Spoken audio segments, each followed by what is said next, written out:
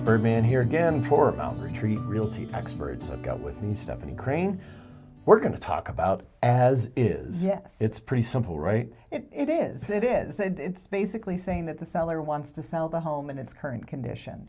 And of course, once you get into the contract, the buyer has the opportunity and should at all times do a home inspection and do all their due diligence. At that time, you can come back to the seller and say, these are the discoveries we have made. Oftentimes, sellers aren't aware of the problems in their own home. So this is kind of a situation like, I don't know, buying a used car where you could come into it and they have a price set. You go into it and they're like, oh, it's going to be like it is. We're like, yeah, but I'm going to pay this, this, and this, and this. So I want you to come down. Is this a negotiation point? It absolutely is, yes. Okay. For sure. And probably easier to do that than a normal home, or is it about the same? What do you mean by normal home? So like when a home's being offered and it's not an as-is.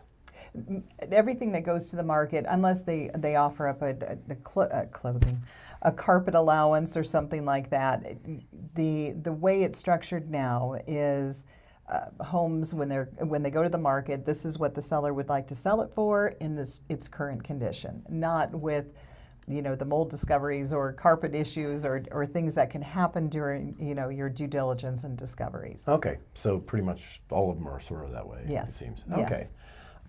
And then are there certain financing options where you can't, like if you see an as-is, the financial option's not going to work?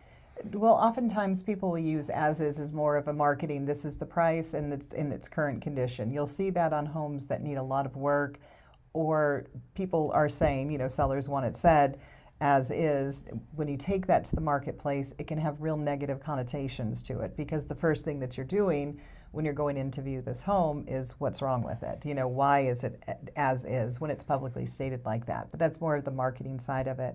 A lot of loans, conventional loans, typically are not going to look at the peeling paint, which is an issue for FHA, USDA, and VA loans.